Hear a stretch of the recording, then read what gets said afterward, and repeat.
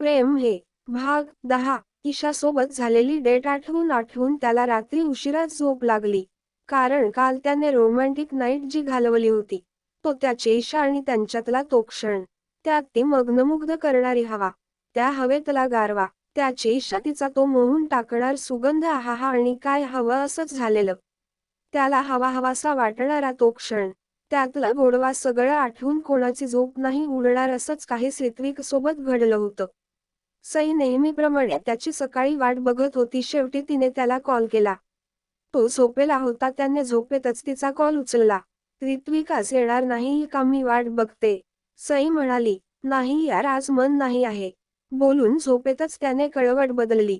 यार लवकर सांगायचं होतं ना, मी पण झोपले असते. झोप चल बाय, ती म्हणाली. बाय बोलून त्याने कॉल ठेवून दिला. हा वेडाय का? स्वतः मस्त आरामात झोपलाय, आता काय करायचं? सई विचार करत होती. एकट जायचा की नाही की परत अँनेक्स मध्ये जायचं. तिने विचार केला, आता उठलोच आहोत तर जॉगिंगला जाऊन येऊ. ती जॉगिंग करत जात होती. सईच्या मागून एक यंग मुलगा धावत पुढे निघून गेला व थोड्याच अंतरावर जाऊन त्याचा पाय घसरला. त्याचा तोल गेला आणि त्याचा पाय मुरगळला. आऊच, तो जोरातच ओरडला. त्याला ओरडताना बघून, काय झालं? सईने थांबून विचारलं. त्याने स्वतःच्या पायाकडे इशारा करत, पाय मुरगळला, सांगितलं. सईने त्याच्या पायाला हात लावला. त्याचा पाय हातात पकडून थोडा मोडला तर कडाड असा आवाज आला. आ, तो मुलगा जोरजोरातच ओरडला. सईने नंतर त्याला उठायला सांगितलं. त्याला समजत नव्हतं. उठ बाबा, ट्रस्ट मी, सई त्याला म्हणाली. त्याच्याकडे आता पर्याय नव्हता. तिच्या हातात आपला हात देऊन तो उठला. तिने त्याला चालायला लावलं. त्याने मग आपला पाय जमिनीवर अलगद टाकून चालून बघितलं. त्याला चालता येत होतं. त्याने पुन्हा चालून बघितलं. ये माझा पाय ठीक झाला. तो आपला आनंद व्यक्त करत जंप करत म्हणाला. थँक्स, तो सईला म्हणाला. मेन्शन नॉट, बोलून सई तिथून निघाली. तिला जाताना बघून त्याने शूज घालून मागूनच तिला आवाज दिला. Miss magic. त्याला तिचं नाव माहीत नव्हतं, सो त्याने तिला त्याचं नावाने आवाज दिला. सईने मागे वळून बघितलं. तो तिच्या जवळ चालत आला. ट्रॅकसूट घातलेला, उंच पुरा गव्हाळ रंग, त्यात त्याचे काळे भूर केस जे हवेने उडत चेहऱ्यावर भिरभिरत होते. असा हँडसमसा मुलगा धावतच तिच्याजवळ आला. हाय रोहन. तो हात पुढे करून सईला स्वतःचं नाव सांगतो. मी सई. हातात हात देत सईने त्याला आपलं नाव सांगितलं. सई, नाईस नेम, बोलून रोहनने आपल्या केसांवरून हात फिरवला. थँक्स, हा पाय लगेच ठीक करून दिलात. तुम्ही नसतात तर माहित नाही मी घरी कसा गेलो असतो. मला तर धड चालता पण येत नव्हतं. थँक्स, तो स्माईल देत तिची तारीफ करत म्हणाला. काहीच न बोलता सईने त्याला रिटर्न स्माईल दिली. आता दोघांपैकी बोलत कोणीच नव्हतं. दोघं सोबत चालत इकडे तिकडे बघत होते. तुम्ही डेली येतात. त्यानेच ती शांतता भंग केली. ती त्याच्या प्रश्नावर काहीच बोलत नाही, फक्त हुआ असं करते. तुम्ही जास्त बोलत नाही, वाटतं की तुम्हाला माझ्यासोबत बोलायचं नाही. ती त्याला त्याच्यासोबत बोलण्यात फारशी इंटरेस्टेड दिसत नव्हती. असं काही नाही, ते मी कमी बोलते, सहजा अनोळखी सोबत बोलत नाही, तिने उत्तर दिलं. ओ पण आपली तर झाली ना ओळख, आपण एकमेकांना आपलं नाव सांगितलं. रोहन खूप बोलका होता. सईला रोहनसोबत बोलण्यात काही एक इंटरेस्ट नव्हता. सकाळी ऋत्विक तिला भेटला नव्हता. त्याने तिचा आधीच मूड खराब झाला होता, तरी ती जॉगिंगला आली आणि त्यात तिला रोहन बोर मारत होता. चल बाय. सईने रोहनला बाय करत आपल्या घराचा रस्ता पकडला. उद्या भेटूया, पुढे जाणाऱ्या सईला रोहन मागून म्हणाला. आता उद्या का भेटायचं आहे पुन्हा? झाला ना आता ठीक, पाय उगाच केली मदत यार. मागे वळून बघत सई मनातच म्हणाली. अरे त्याचा पाय मुरगळला होता. तुला असं काही झालं असतं तर? दुसरं मन तिला म्हणालं. पण तो उगाच जाऊ दे यार. सई जोरात पाय आपटत त्याला स्माईल देते. Bye Miss Magic. Rohan bye करत तिथून निघून जातो. रोहन गेल्यावर सई आपल्या घराकडे वळली. आज ऋत्विक सोबत नव्हता म्हणून तिची चिडचिड होत होती. त्याची तिला काही एक कल्पना नव्हती. कदाचित ती तिच्याही नकळत ऋत्विकच्या प्रेमात पडत चालली होती. घरी येऊन सई आपलं आवरून रेड होऊन पिहूला बाय बोलून तिच्या गालावर किस करते. ओके दी बाय, लव्ह यू. पिहू झोपेतच तिला बाय बोलून पुन्हा अंगावर ब्लँकेट ओढून घेते. लव्ह यू टू, बोलून सई आपल्या कामाला निघून जाते. सई निघून गेल्यावर पिहू अलार्मच्या आवाजाने उठून ईशाला उठवायला जाते. काल रात्री लेट झोपल्याने ती अजूनही लोळत आपल्या अंथरून होऊन होती. ईशू उठ, मला स्कूलला जायचं आहे. पियूच बस चाले तर तिने उठवलं नसतं ईशाला, पण टिफिन तो ईशाशिवाय तिला कोणीच बनवून देऊ शकत नव्हतं. सो अडला हरिघरचे पाय घरी असं पियूच चाललं होतं, म्हणून ती ईशाला उठवत होती. ये पिहू, झोपू दे रे 5 मिनिट. पियूला जायला सांगून ईशा परत झोपते. किती पण झोप, माझा टिफिन रेडी करून प्लीज. पिहू तिला लाडीगोडी लावते. ईशा तिला हो बनवते सांगितल्यावर पिहू तिथून बाथ घ्यायला आपल्या रूममध्ये निघून गेली. ऋत्विकला शांती आंटी उठवायला आली. बाबा उठा. त्याच्या रूमचे कर्टन बाजूला करताच सूर्याचे किरण त्याच्या चेहऱ्यावर पडले. 5 मिनिट. चेहऱ्यावर पिलो ठेवून तो म्हणाला. बाबा उठा, लेट होईल. शांती आंटी त्याच्या बाजूला बसून त्याच्या केसातून हात फिरवते. त्याच्या केसातून फिरणाऱ्या त्या हाताने त्याला छान फील होतं, तर ऋत्विक आपलं डोकं शांती आंटीच्या मांडीवर ठेवतो. आज आमचं लेकरू खूपच खुश दिसतंय. त्याला आनंदात बघून त्या विचारतात. गालातल्या गालात हसत ऋत्विक हुंकार भरतो. लवकरच सुनमुख दिसेल असं दिसतंय. शांती हसतच त्याला चिडवत म्हणाली. आंटी काहीही. ऋत्विक ब्लश करत आपल्या बाथरूममध्ये निघून गेला. त्याला असं ब्लश करताना बघून शांती समजायचं ते समजून गेली. शांती विक्रांतच्या घरी जेवण बनवण्याचं काम करते. त्यात ऋत्विकची खूपच जवळची. तो लहान असताना परी गेल्यावर त्यांनीच त्याला मायेन कुरवाळलं. आपल्या पदराने डोळे पुसलेत, मायेचा हात फिरवला. आपल्या मांडीवर झोपवलं. आईची कमी भरून काढली. विक्रांत ऑफिसमध्ये काम करत असताना त्याने स्टाफला ऋत्विकला बोलवून आणायला सांगितलं. सर. ऋत्विक सर अजून ऑफिसला नाही आलेत, येऊन म्हणाला. विक्रांत टाइमाच्या बाऱ्यात खूप पंक्च्युअल होता. Ward. He is not come yet. आल्या आल्या माझ्या कॅबिनला बोलवलं सांगा. विक्रांतने ऑर्डर दिली. Yes sir. बोलून पिऊन लगेचच कॅबिनच्या बाहेर पडला. ऑब्जेक्ट्स. 5 मिनिट सांगितलेल्या ईशाला डायरेक्ट 12ला जाग आली. पिहू. तिने आवाज दिला, परंतु पिहू कधीच आपल्या स्कूल करता निघून गेली होती. शीट. ईशाने आपल्या कपाळालाच हात मारून घेतला.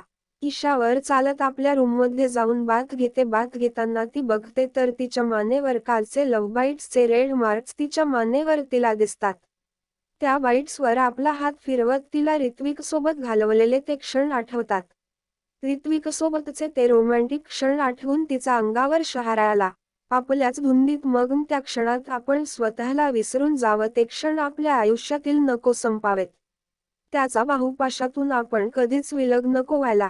जणू एक प्रेमाची निर्मळ गाठ. तो आणि बाकी अजून काही नको. त्याचं ते आपल्याला जवळ घेणं.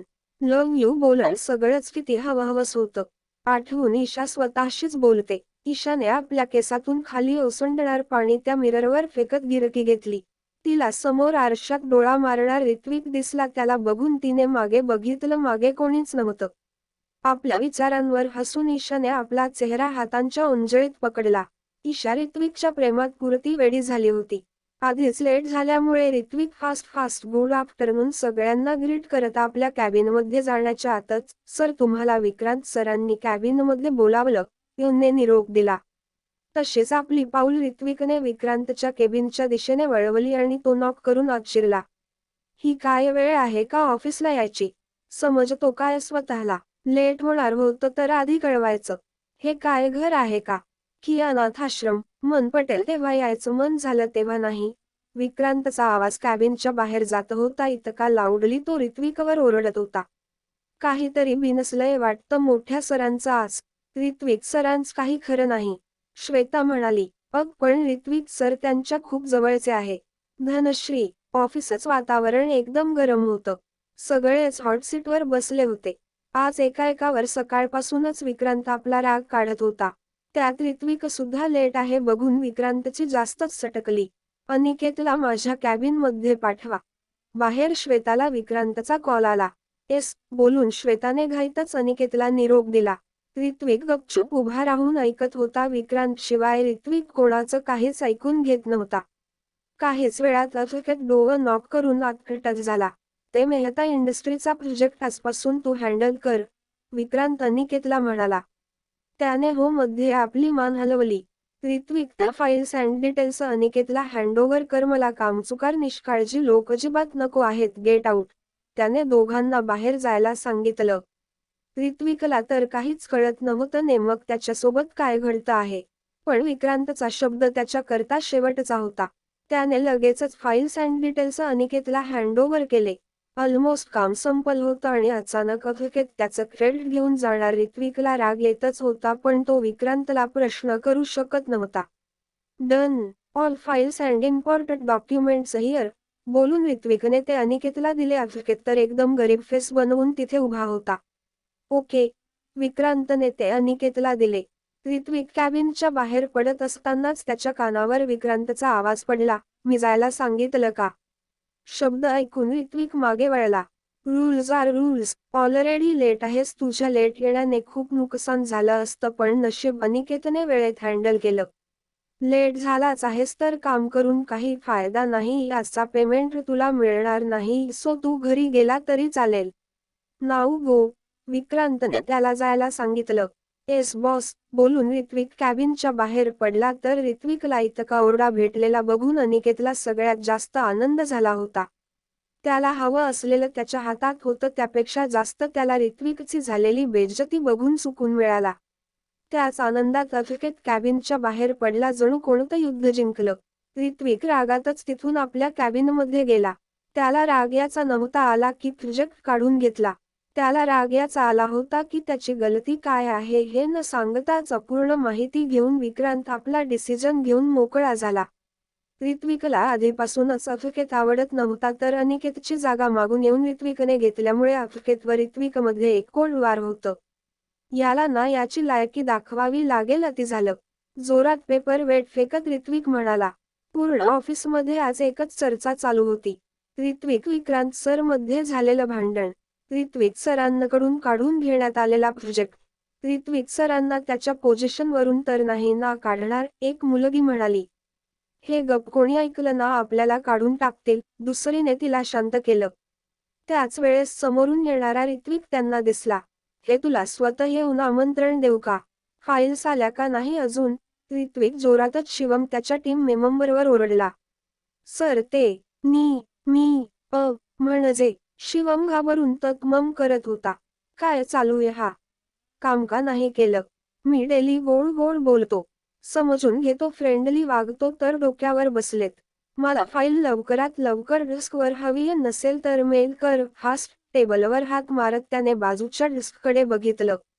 इथे काय गॉसिप करायला आलेत का? चला कामाला लागा. ऋत्विक एकाएकाला धाऱ्यावर धरत होता. सगळेच अंडर प्रेशर काम करत होते कारण आज ऋत्विक कशावरून कोणाला ओरडेल कोणीच प्रेडिक्ट करू शकत नव्हतं. नेहमीच कूल असलेल्या ऋत्विकच्या या रूपाबद्दल फक्त सगळे ऐकून होते. आज साक्षात डेम त्यांना मिळाला होता. ऋत्विकला आधी कोणी असं बघितलेलं नव्हतं. ऋत्विक विक्रांत मध्ये काय झालं? का ओरडला असेल? जाणून घ्यायला नक्कीच वाचत राहा. प्रेम हे टू बी कंटिन्यूड. व्हिडिओ आवडला असेल तर लाईक करा, शेअर करा आणि चॅनेलला सबस्क्राईब करून बाजूची घंटी नक्की दाबा. धन्यवाद.